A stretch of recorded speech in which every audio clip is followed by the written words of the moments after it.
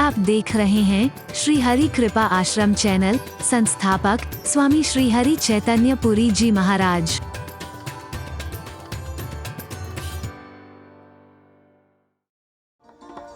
पता नहीं हमारा भविष्य क्या होगा। इसे गहराई से सुनिएगा जरा।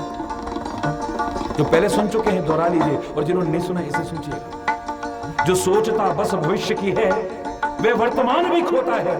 आनंद उठा सकता वो नहीं, तीनों कालों में रोता है। जिसने देखा है वर्तमान, तीनों ही काल संभाल लिए।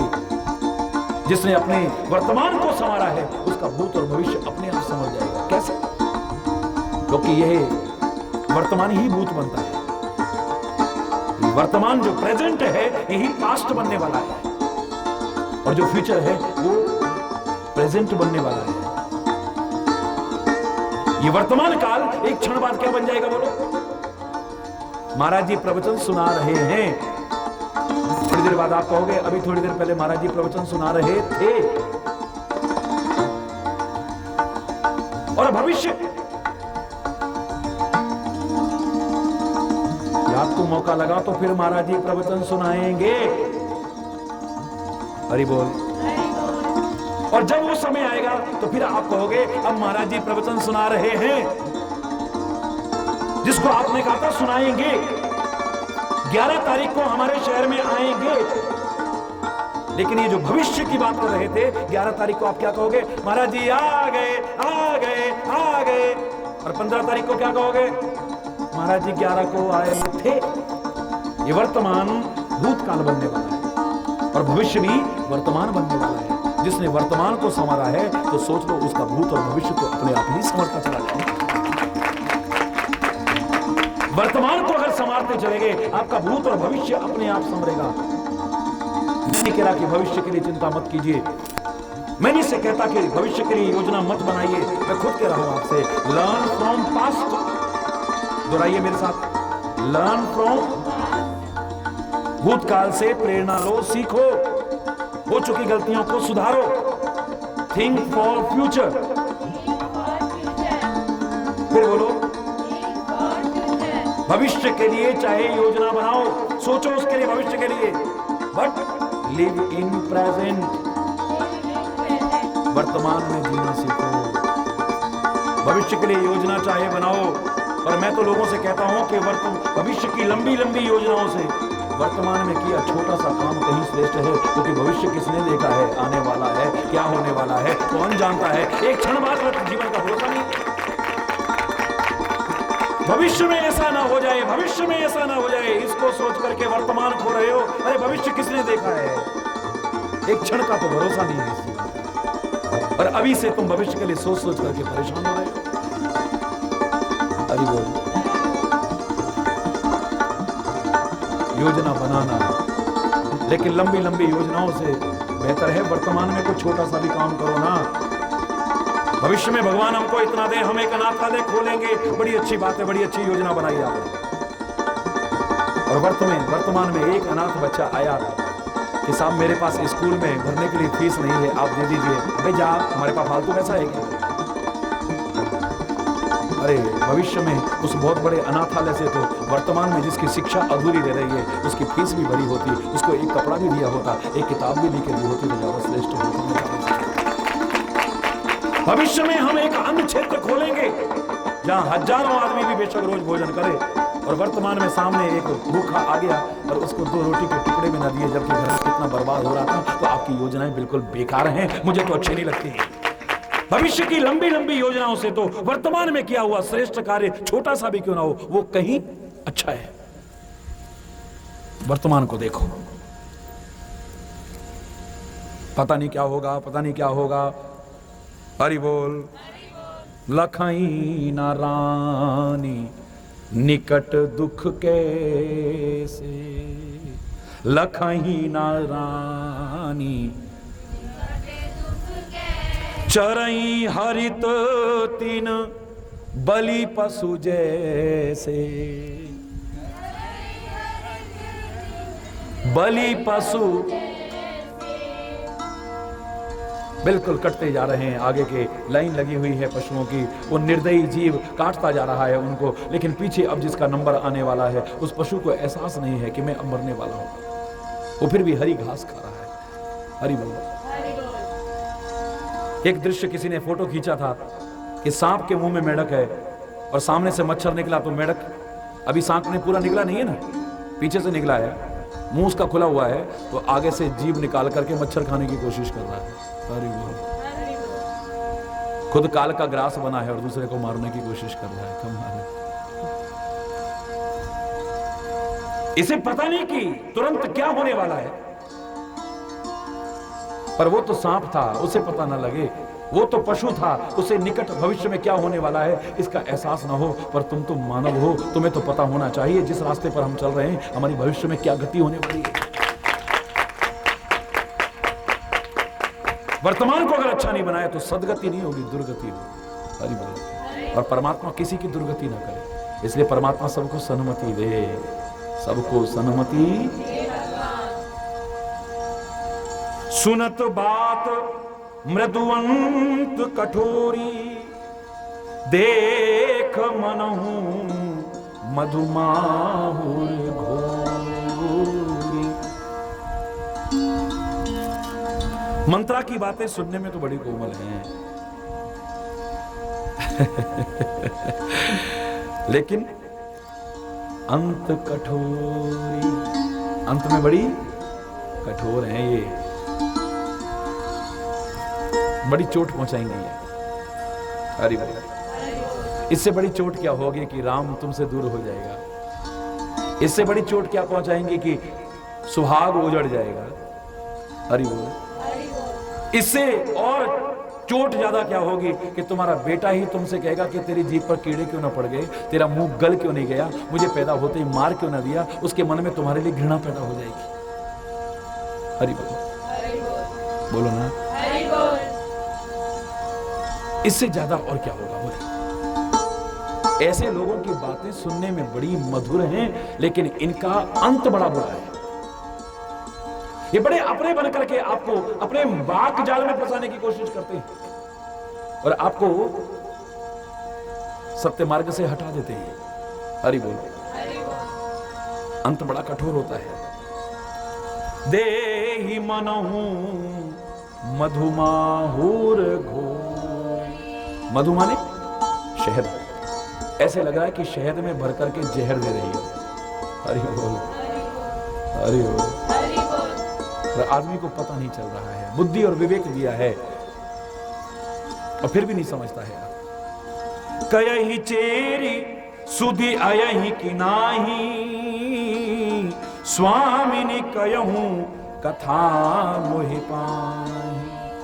हे स्वामिनी, पता नहीं आपको याद है नहीं, लेकिन आपने मुझे कथा सुनाई थी। कौन सी कथा? मेरे को तो याद नहीं है। अरे याद करो वो जो संग्राम हुआ था, महाराजा दशरथ हार जाते, यदि तुम सहयोग ना करती, उनके रथ की धुरी निकल रही थी। हरि बोल। तुमने अपनी उंगली लगा दी थी। कितना बड़ा संकट अपने ऊपर मोल ले लिया था। कितनी बड़ी जोखिम लेकर के भी राजा दशरथ को बचाने की कोशिश की थी। तो तुमने कहा था, राजा दशरथ ने कहा था कि वरदान मांग लो।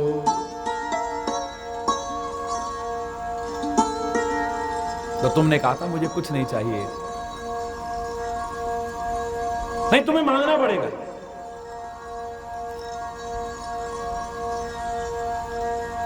मैं कहा जब मौका आएगा तब मांगूंगा। 2 वरदान मांगने के लिए कहा था। बोलो, 2 वरदान मांगने के लिए।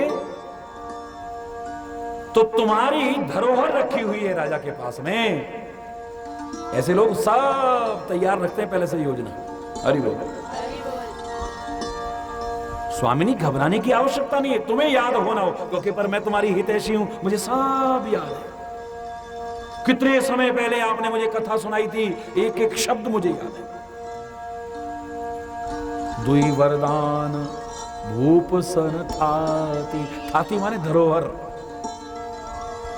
आपकी अमानत रखी हुई है, आपकी धरोहर रखी हुई है। बस मांगहु आज जुड़ावहु छाती।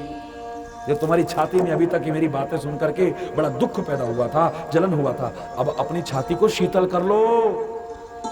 मांगो, मांग लो। एक वो दिन था कि राजा ने कहा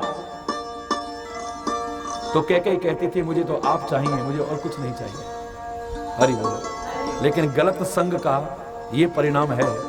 राजा कह रहा है कि मैं नहीं रहूंगा अगर ऐसा हो गया तो। बोले मुझे तो यही चाहिए, चाहे तुम रहो न रहो। देखो हरकतें क्या बता रही हैं कि इसको परवाह नहीं है कि राजा दशरथ बचे न बचे। हरि बोलो। इसको वरदान चाहिए। राजा दशरथ ने नहीं कहा कि मैं जिंदा नहीं रहूंगा अगर राम चले गए तो वनवास में। बोलो इसका अर्थ, इसको परवाह नहीं है, राजा के जीवन की भी परवाह नहीं है। ये काहे के कारण हुआ?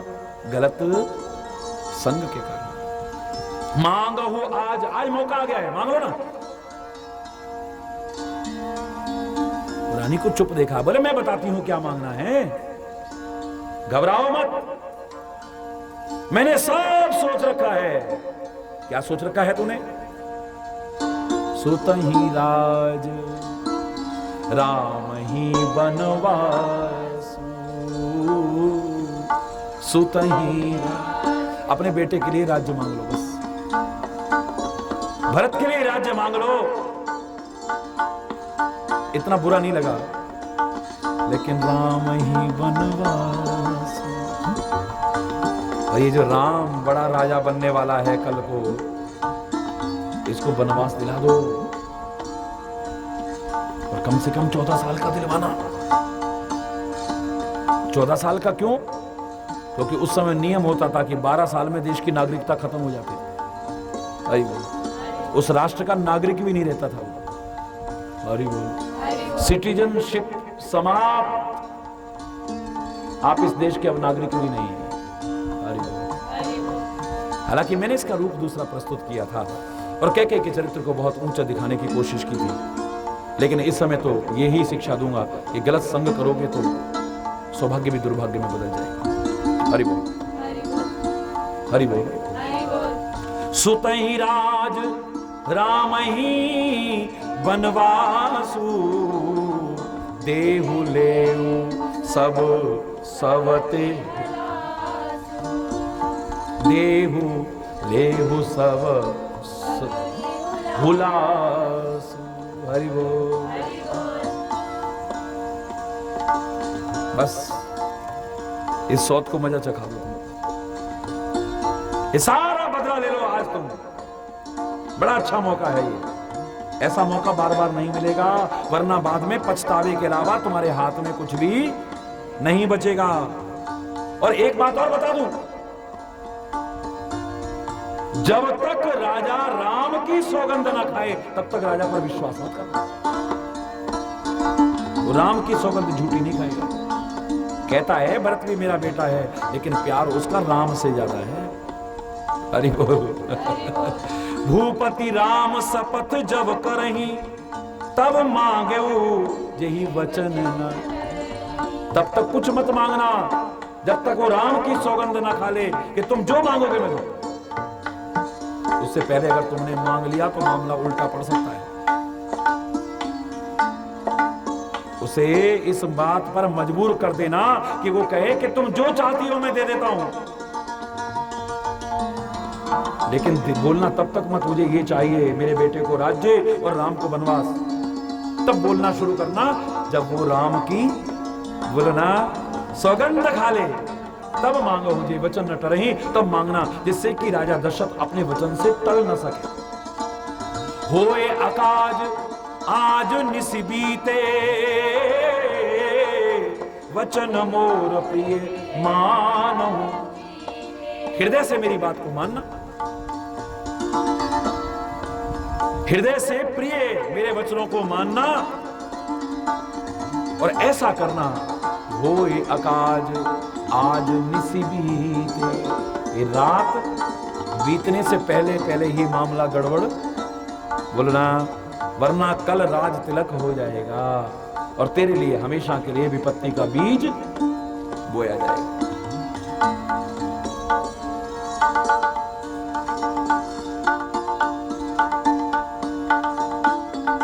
अगर ये आज की रात बीत गई तो बहुत बड़ा अनर्थ हो जाएगा तेरा। वो अकाज, फिर अकाज हो जाएगा। फिर मेरे से मत कहना आज निसी बीते, आज की रात्रि बीतते ही मामला गड़बड़। इसलिए समय से कर ले तो बस।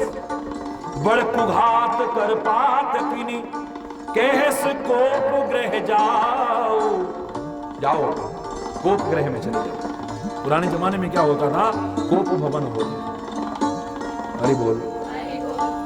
रनिवास में अगर किसी को कोई नाराजगी होती थी तो कोप भवन में चले जाते थे गुस्से की वजह से। तो पता चल जाता था ये गुस्से में है, तो राजा फिर मनाने जाते थे। हरि बोल, हरि बोल। कारण जानने की कोशिश करते थे कि भाई क्यों गुस्से में है, कोप भवन में क्यों है, पता लग जाता। बोलना। तो तुम ऐसा करो, बड़ा मौका तलाश करके इस पापिनी ने कहा कि तुम कोप भवन में चली जाओ और काज संवारे उस सजग सब। अलर्ट रहना, मामला कहीं गड़बड़ ना हो जाए। जरा सी तुम्हारी भूल सब गलत कर देगी। सजग हो करके, सावधान होकर के प्रयास करना।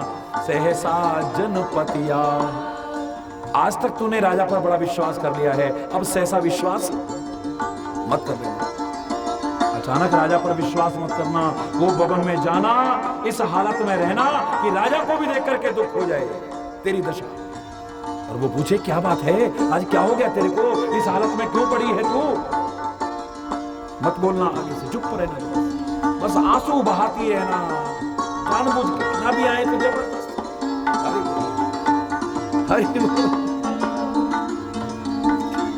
दिल पिघल जाए उसका, ऐसी हालत बना दे। मजबूर हो जाए राजा और कहे कि बताओ क्या बात है, तुम जो चाहती हो मैं बता, मांग लो ना मुझसे क्या चाहती हो। फिर भी मत बोल।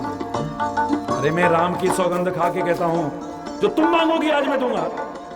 तब कहना, क्योंकि राम की शपथ वो झूठी नहीं खा सकता है, बस मेरे को ये दे दीजिए। तो ही भय तो ही समहित ना मोर संसार। हरि बोल। कुबरी ही रानी प्राण प्रिय जानी, प्राणों से भी ज्यादा प्रिय कुबरी को समझ रही है आज रानी। ये जब विनाश का समय करीब आता है तो ऐसे लोग अच्छे लगने लगते हैं। हरि बोल। प्राणों से भी ज्यादा प्रिय, बार बार बड़ी बुद्धि। अरे कमाल है तेरा दिमाग, तूने तो पूरी योजना ऐसे बना रखी है कि कहीं भी मामला गड़बड़ होने का गुंजाइश ही नहीं। सावधान होकर के मैं क्या करूंगी, तूने सारी सावधानियां तो मेरे को बता दी। कमाल है, क्या दिमाग पाया है तूने कुबरी। अरे तू तो दासी के लायक नहीं, तू तो रानी बनने लायक है। एक बार मेरा काम हो जाने दे तो फिर देख कुबरी। बार बार बड़ी बुद्धि बखानी, बहुत बड़ी बुद्धि है तेरी, बार बार वर्णन किया है। तो ही समहित न मोर संसार, तेरे बराबर मेरा हितैषी कौन होगा इस सारे संसार में। मुझे कोई अपना नजर नहीं आ रहा है अब तो। बहे जात कहें बहिस आधार, मैं तो बह जाती अगर तू मेरा आधार ना बनती। तेरा सहारा मिल गया तो मैं बहने से बच गई, वरना तो इस भवसागर में बह जाती मैं। हरि बोल। जो विधि पुरव मनोरथ काली, करूं तो ही चख पूतरिया। अगर मेरा मनोरथ पूर्ण हो गया, मेरी मनोकामना कल पूरी हो गई, तो सोच लेना तुझे आंखों की पुतली बना लूंगा। हरि बोल। पुतली आंखों की रक्षा करती है।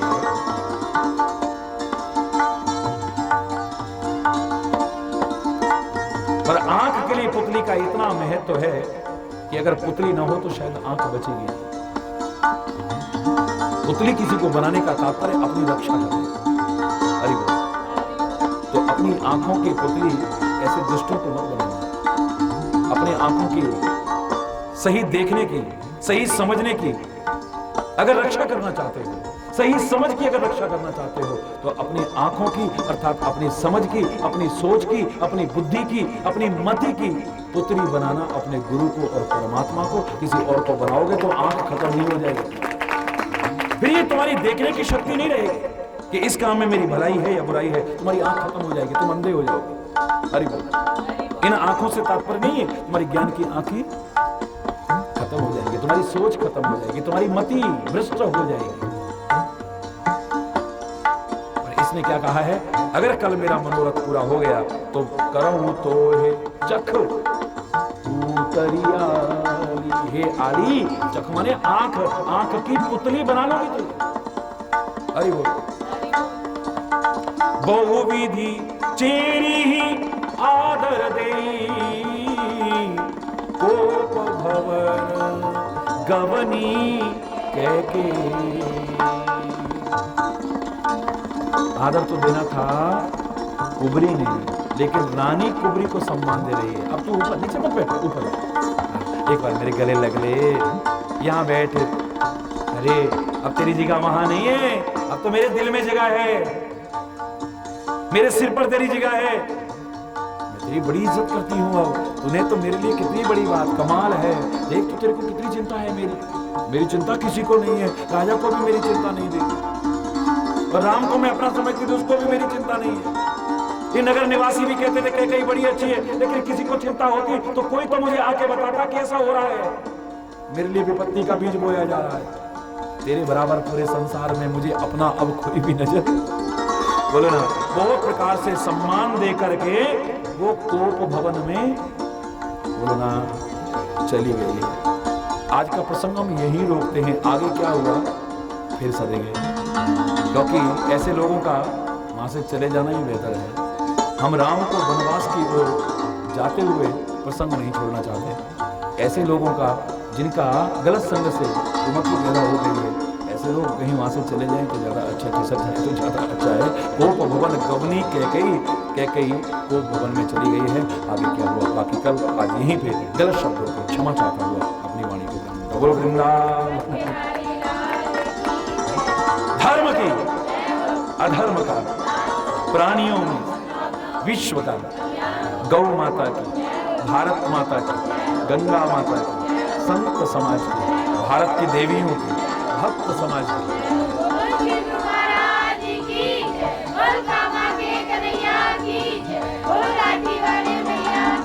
बोल वृंदावन बिहारी जय जय श्री राम।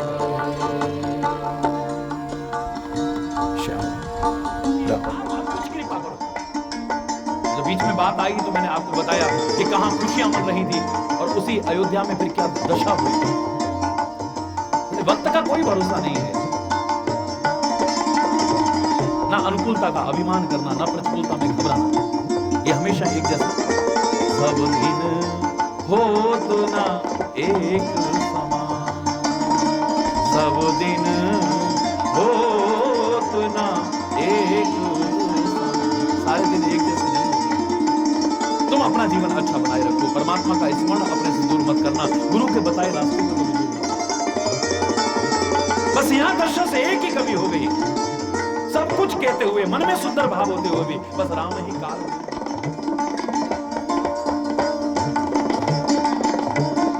सरस्वती से प्रार्थना कर रहे हैं, सरस्वती पछताने लगी, इनकी बुद्धि को क्या हो गया, और वो भी मुझसे ऐसा कराने की कोशिश कर रहे हैं। अरे किसी के हंसते खेलते वातावरण में अगर सहायता नहीं दे सकते हो, कम से कम उसमें विघ्न डालने की कोशिश करो। अब राम के साथ ऐसा क्यों हुआ, राम का जाना जरूरी था, ऐसा था, उन बातों को छोड़ो, पर इनको जरूर ले लेना जो तुम्हें शिक्षा मिलती है।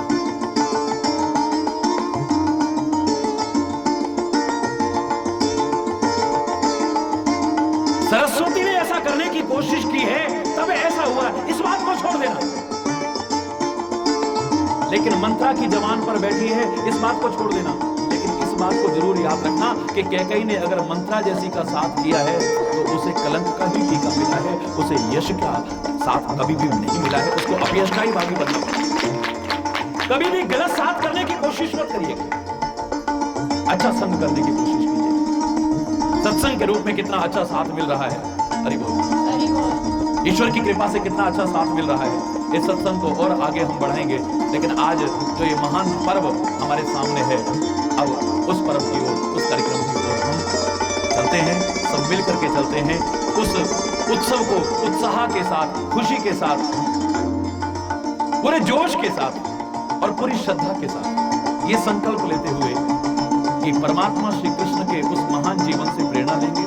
परमात्मा श्री कृष्ण ने जो हमें गीता के रूप में संदेश दिया है, उसे हम अपने जीवन में उतारेंगे, अपने जीवन को इतना अच्छा बनाएंगे कि परमात्मा श्री कृष्ण का कब अवतार हुआ या नहीं हुआ, कब हुआ, कहां हुआ, कैसे हुआ, इसके साथ साथ वो हमारे हृदय में अवतार लेकर के आ जाए, हमारे हृदय में प्रकट हो जाए, हमारे जीवन में उतर आए, हमारे मस्तिष्क में उतर आए, हमारे आचरण में उतर आए। बस ये प्रार्थना हमने जरूर करनी है। हरि बोल। लोग बहस में पढ़ते हैं, कहाँ हुआ जी, वो जेल में हुआ जी, फलाना हुआ जी, ठिकाना हुआ जी, पता नहीं हुआ भी कि नहीं हुआ जी, ये कथाएं बना दी हैं जी, ये कहानियां हैं। हम विवाद में नहीं पढ़ते। हमारी श्रद्धा है, हमारी आस्था है, हमारा विश्वास है कि वो निराकार परमात्मा साकार रूप में, कभी राम रूप में आया है, कभी परशुराम रूप में आया है, कभी बारह रूप में आया है, कभी किसी रूप में आया है। परमात्मा श्री कृष्ण के रूप में भी, प्रेम के रूप में हमारे बीच में आया है, हमें प्रेम दिया है, हमें अपनापन दिया है, हमें वात्सल्य दिया है, हमें आनंद दिया है, हमें सुख दिया है, कब कब नहीं दिया है। और मैं दावे से कह रहा हूं, वो देता रहा है, दे रहा है और आगे भी देगा। बस तुम उसके अपने बने रहना। वो तो सही अपने, पर तुम जो दुनिया के बनने की कोशिश करते हो, उससे दूर हो जाते हो। तुम उसके बने रहना, उसकी कृपा तो आप पर बरसती रहेगी। वो तो आपका बना ही हुआ है, और बना क्या, वो तो है ही आपका। अरे वो तो आपका है ही। उस पर्व को बड़ी श्रद्धा के साथ मनाएंगे। आज इस प्रसंग को यहीं पर गलत शब्दों के लिए क्षमा चाहता हुआ अपनी वाणी को यहीं पर विराम दे रहे हैं। कल फिर इसी प्रसंग को आगे बढ़ेंगे ईश्वर की कृपा से। और जो अच्छी अच्छी प्रेरणाएं और अच्छे अच्छे संदेश और अच्छी अच्छी जो शिक्षाएं हमें मिलेंगी, उनको जीवन में उतारने का संकल्प लेते हुए सुनने प्रयास करेंगे ईश्वर की कृपा से।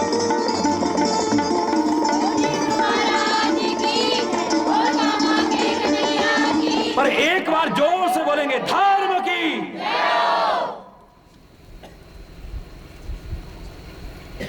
अधर्म का नाश हो, प्राणियों में विश्व का गौ माता की, भारत माता की, गंगा माता की, संत समाज की, भारत की देवियों की, भक्त समाज की,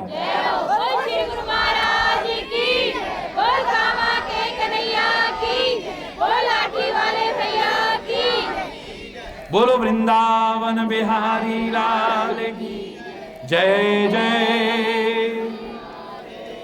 जय जय श्री राम, जय जय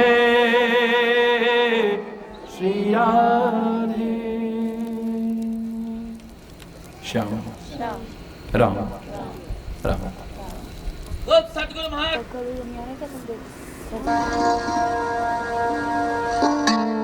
देवताओं ने मां सरस्वती को याद किया है।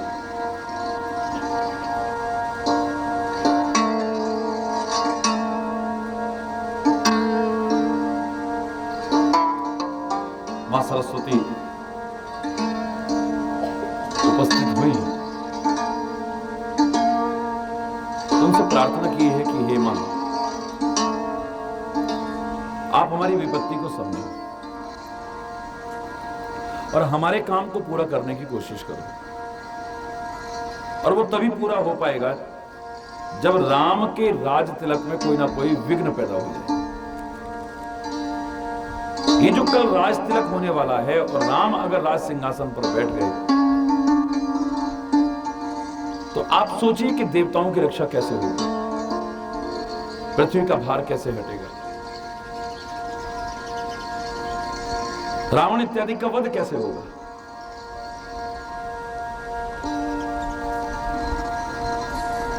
सरस्वती पछता रही है, इनकी बुद्धि पर तरस आता है। इतना खुशी का वातावरण है अयोध्या में,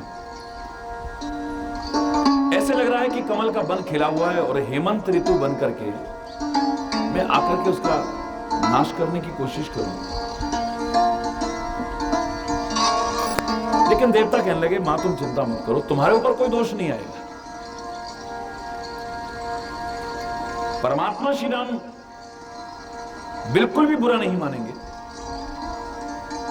विस्मय हर्ष रहित रघुराऊ,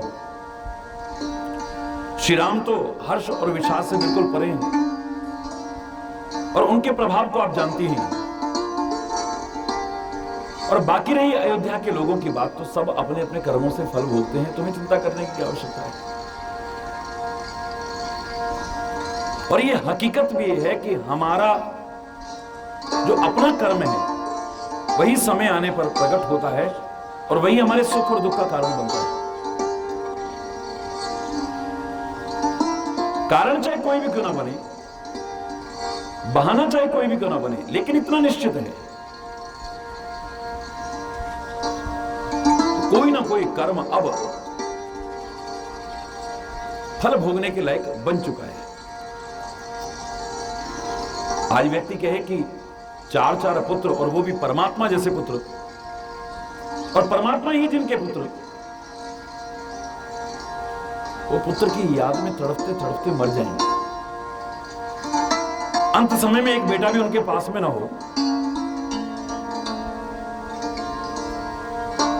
ठीक है कह लो, लेकिन अगर निगाह दौड़ाएंगे आप तो क्या आपको जाने अनजाने में दशरथ का कोई ऐसा कर्म नजर नहीं आएगा जिसका फल ही मिल रहा हो। ठीक है मंत्रा बहाना बनी, ठीक है कैकेयी बहाना बनी, ठीक है वो वरदान बहाना बना, ठीक है परमात्मा की इच्छा बहाना बनी, जो भी बनाओ, लेकिन हर एक के लिए वही बहाना क्यों नहीं बनता है। हरि बोल। बड़ा गूढ़ रहस्य है, इसे अगर हम समझने की कोशिश करेंगे तो कभी किसी पर मिथ्या दोषारोपण नहीं करेंगे। उसने हमें दुखी कर दिया। लक्ष्मण ने गलत नहीं कहा था, को न कहूं सुख दुख कर दाता, निजकृत कर्म भोग सब भराता। कहीं ना कहीं आधार जो है वो हमारे अपने कर्मों का है। बहाने कितने भी बने, लेकिन याद करो ये वही दशरथ है जो जंगल में शिकार खेलने गया था।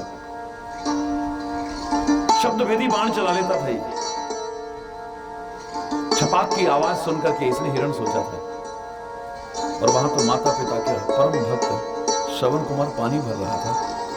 अनजाने में ही सही उसकी हत्या हुई थी। मां बाप के हृदय को कितनी पीड़ा हुई थी। उनका सेवक आज्ञाकारी पुत्र खत्म हो गया था और उन्होंने शाप दिया था कि जैसे पुत्र के वियोग में हम तड़पते तड़पते आज प्राण दे रहे हैं, तू भी अपने बेटे की याद में तड़प तड़प करके प्राण छोड़ेगा। बात अजीब सी लग सकती है, लेकिन क्या ये हकीकत नहीं? कहीं ना कहीं अपना कर्म ही, और मैं नहीं कह सकता कि भाई दशरथ ने कोई जानबूझ के तो मारा नहीं था, शरद कुमार अनजाने में हो गया था। लेकिन अनजाने में किए कर्मों का भी फल हमें भोगना पड़ता है। मैंने हमेशा से कहा है आपसे, आप ये मत सोचिए कि हम जानबूझ के गलत कर्म करेंगे तभी हमें उसका फल भोगना पड़ेगा। अनजाने में भी यदि हमसे कुछ गलत होता है या सही होता है, उसका फल अच्छा या बुरा हमें भोगना पड़ता है। और उदाहरण देके बताया था कि अनजाने में जहर खाएंगे तो क्या नहीं मरेंगे? जानबूझ के खाएंगे तभी मरेंगे क्या? हरि बोल, हरि बोल, जोर से बोलो ना, हरि बोल। जानबूझ करके जहर खाएंगे तब भी मरेंगे, अनजाने में खाएंगे तब भी मरेंगे। जानबूझ करके आग में हाथ डालने की कोशिश करेंगे तभी नहीं चलते हैं। अगर अनजाने में भी हमारा हाथ जल जाएगा तो तभी हाथ जलेगा ही, बच नहीं सकता है। जानबूझ करके लोहे को पारस के साथ लगाएं तभी सोना नहीं बनता है। अनजाने में लग जाए तभी सोना बन जाता है। जानबूझ करके गुलाब के बगीचे के आगे से निकलो तभी खुशबू नहीं मिलती है, अनजाने में निकलोगे, बोलो ना। जानबूझ करके गंदगी के ढेर के आगे से निकलोगे तभी बदबू नहीं आएगी, अनजाने में निकलोगे तब भी बदबू आएगी। कह देते हैं हम, प्रत्यक्ष में हमारे सामने जैसा हो रहा है हम कह देते हैं फलाने ने हमारे साथ ऐसा कर दिया, फलाने ने हमारे साथ ऐसा कर दिया।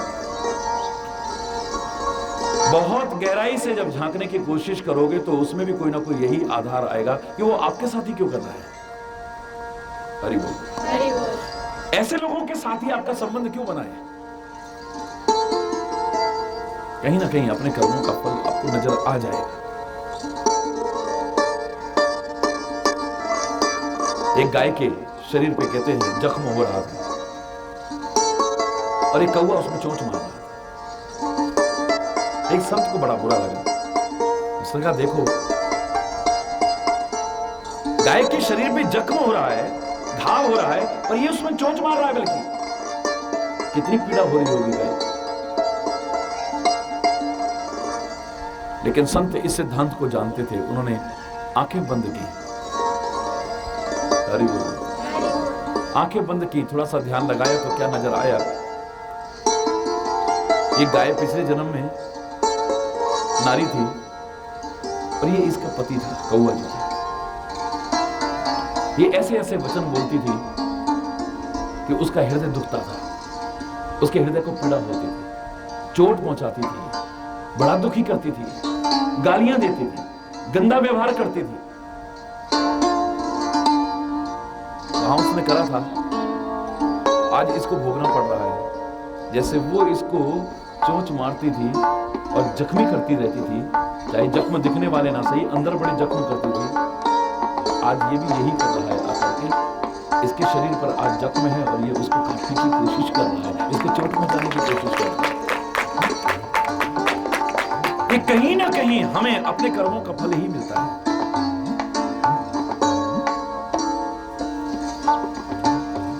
आप कभी विचार करेंगे तो आपको यही नजर आएगा। इसलिए हे मां सरस्वती, तुम्हें चिंता करने की आवश्यकता नहीं है। राम अंतर्यामी हैं, राम परमात्मा हैं, हर्ष और विषाद उन्हें प्रभावित नहीं करता है और उनके प्रताप को तो तुम जानती ही हो। वो जानते हैं कि ऐसा होना है। उनके कोप से तुम्हें डरने की आवश्यकता नहीं है और तुम्हारे पर कोई किसी प्रकार का लांछन नहीं आएगा।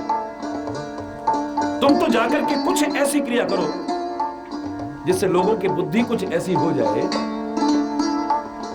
कि कल जो ये मंगल उत्सव होने वाला है इसमें विघ्न पैदा हो। हरि बोल। हरि बोल। बुरा तो बहुत लगा कि ये देवता लिबास में तो बड़े ऊंचे लगते हैं, निवास में तो बड़े ऊंचे लगते हैं, लेकिन इनकी करतूत बड़ी नीची है। ऊंच निवास नीच करतूत, इनकी करतूत बड़ी नीची है। देख न सके पराय विभूति, ये दूसरे की विभूति को देख नहीं सकते हैं, दूसरे को बढ़ते हुए देख नहीं सकते। और देवता तो क्या, देवताओं का राजा इंद्र भी नहीं देख सकता है, क्योंकि स्वार्थी हैं। इन्हें अपने पद के बने रहने की इच्छा रहती है, पद चला ना जाए इस बात का इन्हें डर रहता है, इसका इन्हें भय रहता है। जरा कोई तपस्या करे और उसके अंदर शक्ति आने लगे, उसका प्रभाव बढ़ने लगे, तो उसकी तपस्या को भंग करने की कोशिश करते हैं कि कहीं हमारी गद्दी न छीन जाए, इसकी कोशिश में लगे।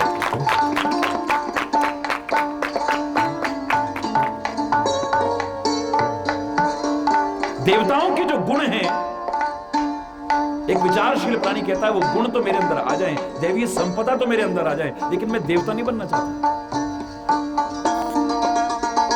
कम से कम हरिचेतन तो यही कहता, पुराणों को पढ़ करके, इतिहास को पढ़ करके मैं दावे से यही कहूंगा, मुझे देवता नहीं बनना। देवताओं के गुणों को तो क्या, गुण किसी के अंदर भी हो उनको तो मैं अपनाने की कोशिश कर लूंगा, लेकिन मुझे देवता नहीं बनना, क्योंकि देवता बनना बड़ा सरल है और इंसान बनना बड़ा कठिन है। मुझे तो सच्चे अर्थों में परमात्मा इंसान बना देना उतना ही काफी है।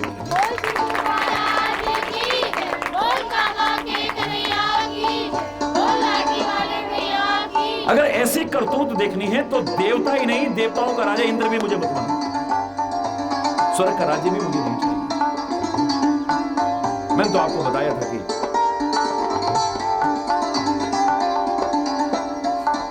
महाराजा दिलीप ने 99 अश्वमेघ यज्ञ की और 100वां अश्वमेघ यज्ञ कर रहे थे। अश्वमेघ यज्ञ आज उसका क्या औचित्य है या नहीं है, मैं इस पर चर्चा नहीं करूंगा।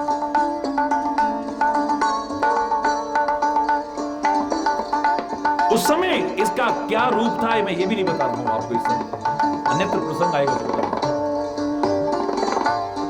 लेकिन कहते हैं कि 100 अश्वमेघ यज्ञ जिसके पूर्ण हो जाते थे उसको इंद्र का पद मिल जाता।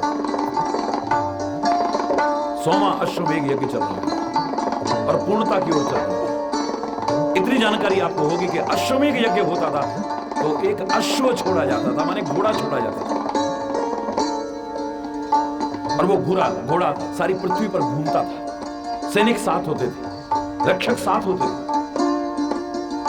अगर उस घोड़े को कोई रोकता था तो वहीं पर युद्ध होता था, और अगर घोड़े को कोई नहीं रोकता है अपने राज्य की सीमा में, अपने राष्ट्र की सीमा में घुसते हुए, इसका तात्पर्य उसने हार स्वीकार कर ली है और जिसका ये घोड़ा है उसके अधीन अपने आप को मान रहा है। उपहार देकर के घोड़े को आगे बढ़ने देता था। जहां तहां यही स्थिति देखने को मिल रही है। अश्व के साथ चल रहे, घोड़े के साथ चल रहे सैनिक लापरवाह हो गए। कई बार आदमी को सफलता मिल जाती है तो ओवर कॉन्फिडेंट हो जाता है, बहुत ओवर कॉन्फिडेंट हो जाता है। इस बार मेरे 90% आ गए हैं, मेरे को पढ़ने की आवश्यकता नहीं, मेरा दिमाग अब इस काम का हो गया है। ऐसे बच्चों को मैंने फेल होते भी देखा है। ओवर कॉन्फिडेंट कभी मत होइए किसी भी क्षेत्र में सफलता हासिल करने के बाद। अपने प्रयासों को कम मत कीजिए कभी। सारे के सारे सैनिक लापरवाह हो गए हैं। हमारे महाराज के घोड़े को रोकने की किसी की हिम्मत नहीं हो सकती है, अब उतनी सतर्कता नहीं है। और उस लापरवाही का यह परिणाम हुआ कि एक दिन रात्रि को अच्छा भला घोड़ा अपने पास रख करके सोए हैं और सुबह उठे तो देखा कि घोड़ा ही गायब। अरे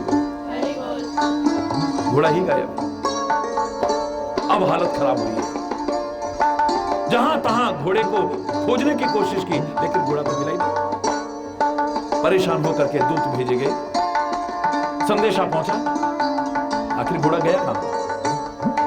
जहां तहां जांच कराई लेकिन इनके पास तो दुनियादारी की सीआईडी नहीं होती थी, ऋषि मुनि भी होते थे जो जरा सी आंखें बंद करें तो सारा दृश्य सामने उपस्थित हो जाता था। आंखें बंद की, पता चला कि घोड़ा तो देवराज इंद्र उठा करके ले गया है। हरि बोल। घबराने की आवश्यकता नहीं है महाराज। सारे ऋषि मुनि एक स्वर में कहने लगे आपको चिंता करने की आवश्यकता नहीं है, घोड़े का पता चल गया है। क्या पता चला? बोले महाराज आप तो बस आज्ञा कीजिए, घोड़ा आपके पास आ जाएगा। आखिर है कहां घोड़ा? बोले देवराज इंद्र उसे चुरा करके ले गए। चुरा करके ले गए? महाराज आपसे कहा ना, आप आज्ञा दीजिए, आपका नाम सुनकर के घोड़ा वापस आ जाएगा, और न देगा तो हमारे सैनिक इतने मजबूत हैं कि वो लड़ाई करने में भी सक्षम है। महाराज कहते हैं कि अब मुझे घोड़ा नहीं चाहिए। क्या बात कर रहे हैं प्रभु? हे स्वामी क्या बात कर रहे हैं आप? 99 अश्वमेघ यज्ञ पूरे हो गए और 100वां अश्वमेघ यज्ञ हमारा पूरा होने जा रहा है और आप कह रहे घोड़ा नहीं चाहिए? हमें यज्ञ संपूर्ण करना है स्वामी, घोड़ा वापस मंगाना है। ये अश्वमेघ यज्ञ पूरे होते ही आप इंद्रलोक के राजा होंगे। महाराज कहते हैं मुझे ना घोड़ा चाहिए ना इंद्रलोक का राज्य चाहिए। बोले क्यों? बोले जिस इंद्र पद को पाकर के भी अभी छोटी मोटी चोरी की आदत भी नहीं गिरी है, मुझे ऐसा इंद्र बनने की कोई आवश्यकता नहीं है। मैं नहीं बनना चाहता ऐसा इंद्र। विचारशील कहते हैं मुझे नहीं बनना देवता, मुझे देवताओं का राजा इंद्र भी नहीं है, क्योंकि इनके जीवन में भी देखे तो ऐसी ऐसी बातें हैं कि शायद शर्म के मारे सिर नीचा हो जाए। इनके अंदर जो अच्छाइयां हैं उन्हें मैं अपनाने की कोशिश करूंगा, और इनके अंदर तो क्या, मुझे दुष्टों में भी कोई अच्छाई मिल जाए मैं तो उसे भी अपनाने की कोशिश करूंगा। इसका तात्पर्य ये मत सोचिएगा कि मैं देवताओं की निंदा कर रहा हूं, इंद्र की निंदा कर रहा हूं, ऐसा हरगिज भी नहीं। लेकिन हमें ऐसा नहीं चाहिए। सत्संग करने के बाद भी, यज्ञ करने के बाद भी, तीर्थ करने के बाद भी, गुरु की शरण में आने के बाद भी, परमात्मा की भक्ति करने के बाद भी अभी छोटी मोटी निंदा चुगली की, चोरी की, द्वेष की, घृणा की, ये छोटी छोटी गंदगियां भी हमारी अगर दूर नहीं हुई तो ऐसे उसका कोई फायदा नहीं है, चाहे कहीं भी पहुंच जाओ आप, कितने ऊंचे पद पर भी पहुंच जाओ। सरस्वती कहती है कि हैं तो बड़ी ऊंची स्थिति में, ऊंच निवास नीच करतूती, इनका निवास तो बहुत ऊंचा है, देवलोक में रहते हैं ये, स्वर्गलोक में रहते हैं, लेकिन इनकी करतूत बड़ी नीची है। और सबसे नीची करतूत क्या होती है कि किसी की खुशी ना देख पाए, अरे वो किसी की वृद्धि ना देख पाए, किसी की उन्नति ना देख पाए। और ये देवताओं की स्थिति है, देख ही ना सकई पराई विभूति, देख ही ना सकई, वो दूसरों का ऐश्वर्य नहीं देख पाते। अरे अच्छी भली खुशियां मन रही हैं, हर आदमी का चेहरा प्रसन्न है, कब सुबह होगी, कब राम का राज तिलक होगा, कब वह खुशियां मनाई जाएंगी, बधाइयां दे रहे हैं एक दूसरे को, और बताओ ये विघ्न डालने की कोशिश कर रहे हैं। लेकिन अगली बात सोची फिर सरस्वती ने, कहने लगी ओहो, एक बात तो ये भी है ना कि अगर राम का वनवास न हुआ, राम का राज तिलक न रुका, तो राम वन में जाकर के ऋषि मुनियों को आनंदित कहां करेंगे, राम आगे बढ़कर के राक्षसों का वध कहां करेंगे। राम जिस लिए इस धरा पर आए हैं वो धर्म की संस्थापना का काम कैसे करेंगे। चलो मुझे कलंक भी लग जाए, लेकिन इस पृथ्वी का भार हट जाए, धर्म की संस्थापना हो जाए, लोगों को आनंद मिल जाए, तो मुझे वो कलंक भी स्वीकार है, कोई दिक्कत नहीं। आगिल काज विचारी बहोरी, कर हई चाह कुशल कवि मोरी। कुशल कवि जितने भी होंगे ना, वो मेरी चाहना अवश्य करेंगे, मेरे को हमेशा याद करेंगे। सरस्वती कह रही है, क्योंकि सरस्वती ने इस धरा के लिए जो किया है, समाज में शांति की स्थापना में जो योगदान दिया है, वो कभी भुलाया नहीं जा सकता। ये ठीक है, ये कुछ लोगों को बुरा लगता है, कुछ लोगों को दुख होता है, लेकिन कुछ लोगों को दुख उठाने से अगर सारे समाज को सुख मिलता हो तो दुख उठाना तो दूर, अगर उनके जीवन की भी आवश्यकता पड़े तो उसमें भी कोई संकोच करने की। अगर एक व्यक्ति के जीवन जाने से सारा राष्ट्र बचता हो तो सारे राष्ट्र के सामने उस व्यक्ति का जीवन इतना महत्वपूर्ण नहीं। हरि बोल, चाहे वो हरि चैतन्य हो या कोई भी हो, अगर एक व्यक्ति के जीवन जाने से भी सारे राष्ट्र का, सारे समाज का जीवन बच जाए, बोलो ना, सौभाग्य है उसके जो सारे समाज को बचाने की कोशिश कर रहा है। ये अयोध्या वासियों को कष्ट तो होगा, इनके हृदय को पीड़ा तो होगी, ये जो बधाइयां गाई जा रही हैं इनमें विघ्न तो आएगा, लेकिन सारी पृथ्वी के लिए एक बहुत महान कार्य हो जाएगा। इसलिए अब ये कार्य तो परमात्मा का स्मरण करके मुझे करना ही है, ये सोच लिया, देवताओं के कहने से नहीं। समाज हित का जब चिंतन आया है, सरस्वती तैयार हो गई। हरि बोल, बस। लेकिन एक शिक्षा और मैं आपको दे दूं कि चाहे वो सरस्वती हो, चाहे वो देवराज इंद्र हो, चाहे वो कोई भी देवता क्यों ना हो, आपके काम में विघ्न डालने की तभी कोशिश करते हैं जब आप में भी कहीं ना कहीं कमी होगी। ये हर एक की बुद्धि खराब करने की कोशिश नहीं कर सकते। ये कौशल्या की बुद्धि खराब करके दिखाए ना, ये सुमित्रा की बुद्धि खराब करके दिखाए ना, ये कैकेयी की बुद्धि खराब करके दिखाए ना, ये भरत की बुद्धि को खराब करके दिखाए ना। देवगुरु बृहस्पति ने यही तो कहा था, अरे इंद्र तुम्हारी बुद्धि पर पत्थर पड़े हुए हैं, कह रहे हो कि भरत की मति को खराब कर दो। अरे वहां पर तुमने सरस्वती से भी यही कराया था, और अब फिर कह रहे हो कि भरत की बुद्धि को ऐसी खराब करो कि ये तुरंत यहां से वापिस चला जाए। राम को मनाए ना, अगर राम वापिस चले गए इसके प्यार को देख करके तो फिर जो हमारा इतनी मुश्किल से काम बना था उसमें फिर विघ्न आ जाएगा, इसलिए इसको वापिस करो यहां से। बोले भरत की बुद्धि को खराब अगर करोगे ना, तब तो राम की भी सम्मति थी कि ऐसा होना चाहिए, तब कोई दिक्कत नहीं आई थी। लेकिन अब ये राम की सम्मति नहीं कि भरत मुझसे न मिले। परमात्मा कभी नहीं चाहेगा कि मेरा भक्त मुझसे न मिले। याद रखना, रघुपति कर सेवक सन माया, करिए तो उलट परई सुराया। प्रभु के सेवक से अगर तुम माया फैलाने की कोशिश करोगे तो हे देवराज इंद्र, इतना याद रखना, वो माया का प्रभाव परमात्मा के सेवक पर तो पड़ेगा नहीं, क्योंकि मायापति का सेवक है वो। ऐसा ना हो कि उल्टी वो माया तुम्हारे ऊपर चल जाए और तुम्हारी बुद्धि खराब हो जाए, इसलिए शांत रहो। भगवान के भक्त को छेड़ने की कोशिश मत करना, भगवान के सेवक को छेड़ने की कोशिश मत करना। ये किसी संत की बुद्धि खराब कर पाए क्या? बताओ ना, नहीं कर सकते। कितनों की तपस्याएं इन्होंने भंग करने की कोशिश की होगी। संत के मार्ग में, भक्त के मार्ग में रोड़ा नहीं अटका पाएगा, क्योंकि उसका रखवाला वो होता है। तपस्वी को ये अभिमान है कि मेरे अंदर तपस्या का प्रभाव है, वो अपनी रक्षा खुद करने की कोशिश करता है, इसलिए पछाड़ा जाता है, इसलिए हार जाता है।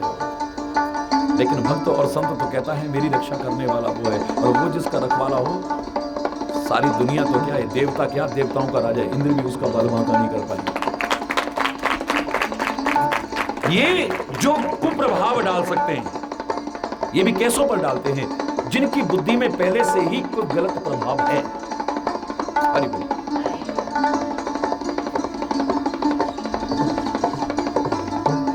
वायरस फैलता है, छोटा सा उदाहरण दे रहा हूं, और वहां पर 1000 आदमी रह रहा है, लेकिन कुछ ही लोगों पर प्रभाव क्यों होता है, सब पर क्यों नहीं होता? बोलो ना। जिनकी रोग प्रतिरोधक क्षमता कम हो गई होगी उन पर प्रभाव पड़ जाएगा, और जिनकी रोग प्रतिरोधक क्षमता ठीक होगी उन पर उन कीटाणुओं का, उन वायरस का प्रभाव, बोलो ना। जिनके पास भक्ति की शक्ति कम हो गई है, सच्चरित्रता की शक्ति कम हो गई है, नैतिकता की शक्ति कम हो गई है, सत्कर्मों की शक्ति कम हो गई है, उन्हीं पर ऐसे लोग को प्रभाव डाल सकते हैं, और इसके विपरीत जो लोग हैं उन पर प्रभाव डालने की हिम्मत नहीं हो सकती होगी। आप ये विचार करके कोशिश, अगर आप अच्छा जीवन जी रहे तो कोई डरने की आवश्यकता नहीं। दुनिया के लोग जादू टोना कर देंगे, वो ऐसा कुछ कर देंगे, वो कोई ऊपर का चक्कर चल जाएगा, कोई भूत प्रेत का असर हो जाएगा, कोई देवता विघ्न डाल देंगे। देवताओं का राजा इंद्र विघ्न डाल देगा, सरस्वती तक भी क्या कर रही है। देखो अयोध्या में कितने लोग हैं, उन पर असर क्यों नहीं डाला है? किसको डाला है? मंथरा, बोलो ना। जिसका मन थरथरा रहा है, जिसके मन में अभी तक परमात्मा ही नहीं है, जिसने मन अपनी, बोलो ना, जिसका मन थरथराता रहता है, अभी तक मन स्थिर नहीं है, जिसका एक जगह पर टिका नहीं है, ऐसी मंत्रा पर ही प्रभाव पड़ सकता है, दूसरे पर प्रभाव नहीं पड़ेगा।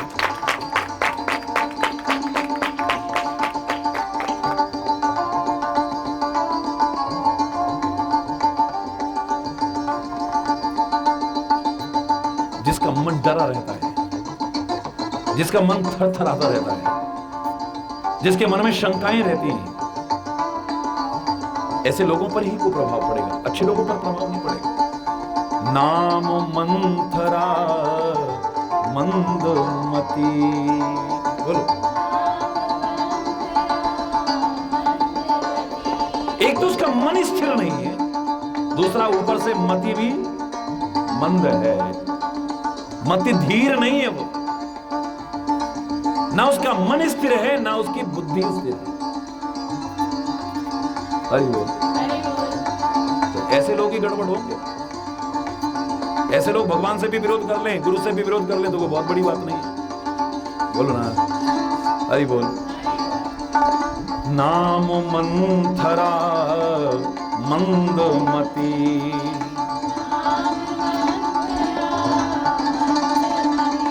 चेरी के कई के,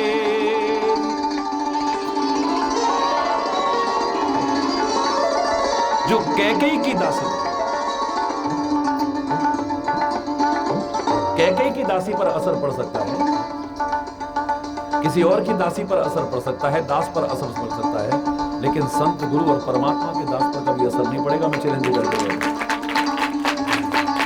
एक दासी थी, ये नहीं कहा है, ये कहा है कैकेयी की दासी। परमात्मा राम की भक्त रही हो, कहीं उल्लेख मिलता है आपको? हरि बोल। गुरु वशिष्ठ की शरण में कभी ये गई हो, आपको कहीं जिक्र मिलता है? इसने भरत जैसे एक महान भक्त का कभी साथ किया हो? बोलो ना, कहीं उल्लेख मिलता है? नहीं तो शत्रुघ्न जैसा इसकी चोटी पकड़ करके पीठ में लात मार मार करके इसका बुरा हाल करे। बुजुर्ग थी, रघुवंश की मर्यादा नहीं कि पहले तो नारी पर हाथ उठाया जाए, और वो भी बुजुर्ग नारी के ऊपर, और वो भी अपंग नारी के ऊपर। मेरा शत्रुघ्न ऐसा नहीं कर सकता है।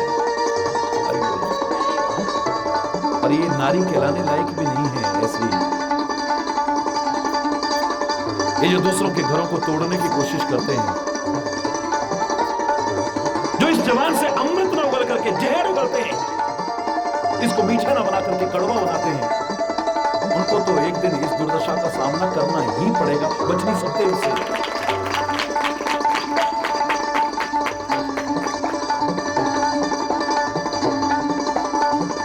कड़वे करेले को छील करके ही नमक लगाते हो। अरे मैं नहीं कह रहा करेला गुणकारी नहीं है, लेकिन कड़वा है। नमक भी लगाते हुए इसका पानी निकल जाए। और खीरे का तो मुंह बड़ा कड़वा है, हम तो मुंह की बात कर रहे हैं। ये जबान मिठास के लिए बनाई गई, कड़वेपन के लिए नहीं। तो आप खीरे के साथ क्या बर्ताव करते हो मालूम है? उसको मुंह काटते हो, उसके मुंह को काटते हो, और इतने पर आपको सब्र नहीं आता है, उसे चाकू से छेदते हो, और इतने पर सब्र नहीं आता, उसके कटे पर नमक छिड़ते हो। जिनके मुंह कड़वे होते हैं उनके साथ ऐसा ही बर्ताव किया जाता है। मैं नहीं कह रहा कि जिनका मुंह कड़वा है आप उनके साथ ऐसा करना शुरू कर देना, लेकिन उनको ऐसी दुर्दशा का सामना, बोलो ना, करना पड़ सकता है कभी भी। इस वाणी से कभी गलत शब्द न निकालना है।